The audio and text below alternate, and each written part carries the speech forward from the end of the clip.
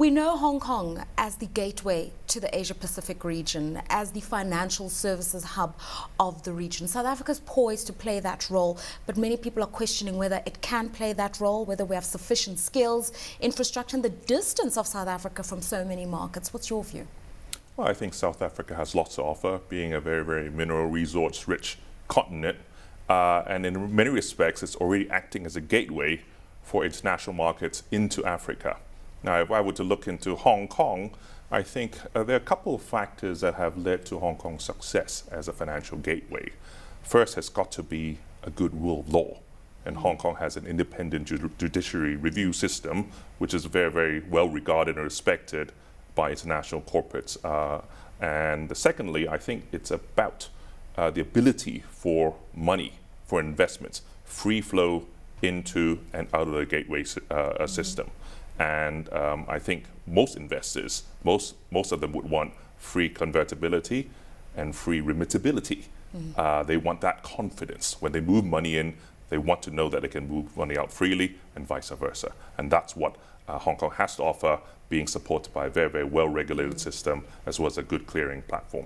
As we see Sino-African relations deepen, and in fact China becoming a major trading partner of most countries in Southern Africa, the big concern is the investment profile. And if we're talking about South Africa playing a different kind of a role, also investors coming in from Asia have to look for different things. And we're told about investing in new asset classes, investing in banks, for instance, in agriculture. It can't just always be the mining and extractive industries. Is there paradigm shift starting to take place?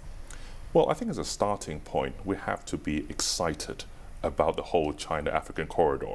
Historically, it has always been the Trans-Pacific corridor dominating trade, and now it's about China and Africa. The last 10 years, that has been growing at around 28% a year, and going forward, I think that trend will continue. Now, in the near term, I think China's demand has primarily been resource-driven, be it energy, be it minerals, and I think that will continue. But as the trade corridor grows, I think there will be diversification into agriculture, as you said, into winery, into hospitality. I think growingly, South Africa is becoming a destination market for tourism, and for that matter, and all other different manufacturing products as well. So I think there's a lot of opportunity, but in the near term, I think it tends to be resource-driven, and that will remain the case. As that relationship gets more entrenched, let's talk about trading in renminbi and yuan, because most of our reserves are held in dollars and the euro, and we already know what's going on in terms of those currencies. Only Nigeria, the Nigerian Central Bank, has taken the bold move to add the Chinese currency to its portfolio. Should other African states start moving in that direction, and how do we trade in that? I think we have to realize that we're witnessing the second largest economy's currency being liberalized. Now, obviously, that takes perhaps different phases, different period of time, but the potential of that is ginormous. And I think various states around the world, Nigeria being one, I think there are other states in ASEAN countries, including South America as well, are increasingly willing to accept a portion of the reserve being denominated in RMB. This is only the beginning, okay? The whole RMB liberalization process has only started roughly 18 months ago in a very steep way. And I think growingly, it is a sovereign that is very well understood, and different states having confidence in the well-being of the financial perspective of China. And growingly, I think more and more countries will be willing to allocate a growing portion of the reserve currencies into RMB. And how would that compare? Because we already have a few countries that are involved in the international carry trade. So many of our currencies are just that, localized and not exposed.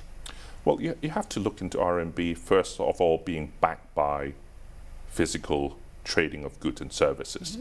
China has roughly 3 trillion of trade globally. Now, within the span of 18 months, 10% of that 3 trillion is already now denominated in RMB. So if you look at it from that aspect, China and Africa has a lot to offer, because the China-Africa corridor is a balanced trade. There's good import, equally there's good export. In return, a lot of Chinese machinery, plant, equipment, and I think that is a good platform to conduct growingly trade denominated in RMB. Talking about Chinese machinery, this raises a question of Asia being the nucleus of the global manufacturing economy. And we're starting to see a decline in PMI figures in China, the cost of doing business just rising. And there's a sense that as the dynamics change in Asia, Africa should start positioning itself as maybe an industrial hub for Chinese and Asian manufacturers to come to Africa. Are Asians thinking that way, and do you get a sense that the Africans are positioning themselves for that? What I would agree that that is the direction to go, because if you think about manufacturing right now in the southern part of China, the costs, the labor costs and the raw material costs are growing very, very fast. Just last year, the labor costs have grown by around 20%. So increasingly, manufacturers are looking for alternative manufacturing hubs. Obviously, Africa has a lot to offer in terms of having a good pool of labor, and obviously it does need infrastructure in terms of ports, in terms of a lot of tax agreements, etc. But that's a direction that I think Africa should be pursuing. Very quickly, listings of African companies in Hong Kong, some are saying that's a more viable route than London or New York. Well, Hong Kong has something very, very good to offer, I think. Directionally, I think if you look at the next 20 years, there will be a huge growth in the middle class population. That's where a lot of the African goods will be targeting towards. So listing in Hong Kong will, A, increase the profile and the branding of the corporate. It will have increasing access to Asian investors, in particular Chinese investors. And obviously listing in Hong Kong, you have the opportunity to list not just in Hong Kong dollar, but also in RMB.